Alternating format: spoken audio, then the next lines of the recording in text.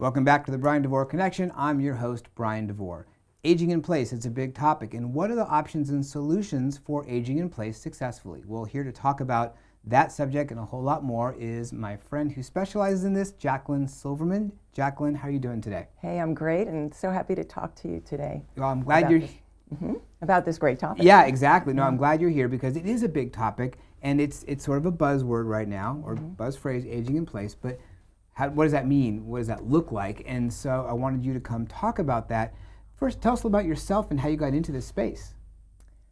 Well, I've had a long career working in the nonprofit area, but I really think it's personal experience with my own mother and friends, watching them grow older and seeing the choices they made.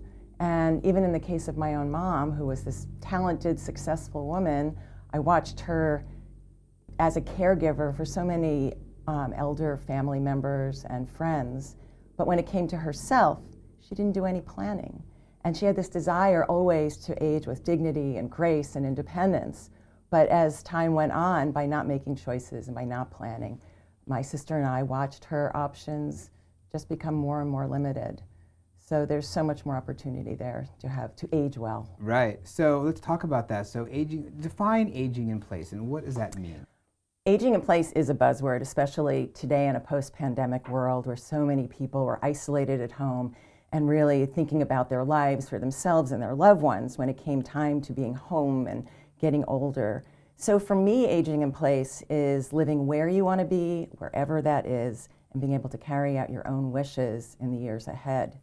What I do is help people better understand and plan for and manage the challenges that come with aging. So what I do is work with older adults in consultations, doing home safety evaluations, and a lot of concierge services to help folks live safely and comfortably in their homes for as long as they choose. Yeah, so you and I talked before about people failing to plan. And we all want to age successfully, like your mother, but because we don't plan, then that doesn't happen. So things like setting up your home to be, proper for if you're in a two-story. How do you make it so you only have to live on one floor or what have you? Yeah. So what are some of the tools that you provide for your folks? A number of things, and we look at the big picture because there's our behavioral health, just what we choose to do and how we act and take care of ourselves in life.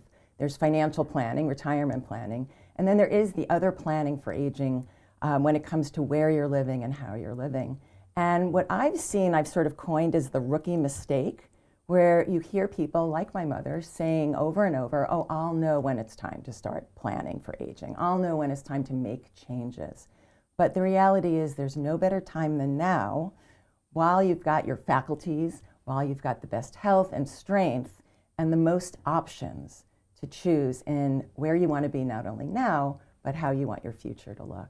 Well, I certainly see that a lot where people say, well, I'm not ready to think about that. It's not time yet. I'm good.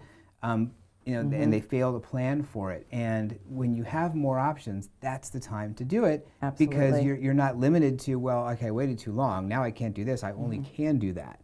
So, Jacqueline, what are the 3 steps that people have to do in their planning process?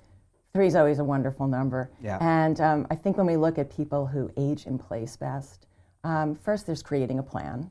So it's recognizing, acknowledging things will change and taking some steps towards that. The other is, again, making those changes. And the third is getting away from this reluctance to ask for help. It's engaging other people. So often we have adult kids or spouses, other family and friends that are pushing us to make a change, or we're pushing them. And just like our whole lives, in our childhood, we needed help. It took a village, right, to make big decisions. In our adulthood, well, now we're into our elderhood. 60 years and older, that's decades to be planning and setting up how you want your life to be. And people are programmed to, I'm going to do it on my own. I'm going to make it happen on my own. Yeah. But you don't know everything, so you can't do everything. You don't know everything, and especially now you don't know everything. You don't know everything because there's so many options. When you talk about just technology alone, being able to take advantage of smart home devices and all of the expansion of home care services and community services and things. So, Yeah. and that's where really working with a professional, an aging in place professional like myself, certified senior advisors, we can sit down and be that neutral person at the table, unbiased, unjudgmental, and very often kind of open up the conversation. Yeah.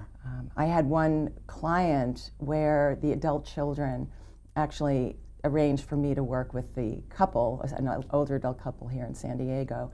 The father had been diagnosed with Parkinson's, and when we sat down, nobody had really been talking about the Parkinson's. So after spending about 2 hours doing a home safety evaluation, and finally sitting back down at the kitchen table, the husband spoke up for the first time and looked at his wife and said, "I'm ready to move from our upstairs bedroom and have our downstairs office and bathroom converted so that I don't have to struggle with the stairs any longer or be at risk of falling."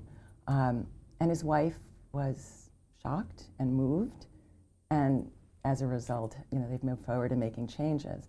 But again, I think it was having that safer, neutral party with them that helped open that conversation And that's up. a brave thing for him to do, and not everyone is equipped to do it. It's an extreme situation, but it's taking proactive steps. Right. No, for sure. Well, you definitely need a plan for absolutely, and you need to have a professional who can help with that. So Jacqueline's information is on screen for those of you who are watching the video. If you're listening on your favorite podcast channel, then the information is in the caption, but all her information is right there. You can call her, visit her website, learn more about aging in place successfully and having a plan, really starting early and having the best possible plan you can for successfully aging in place. And asking for help. And asking And for help. accepting and receiving that help. Absolutely. Thank Yeah. you. Thank you.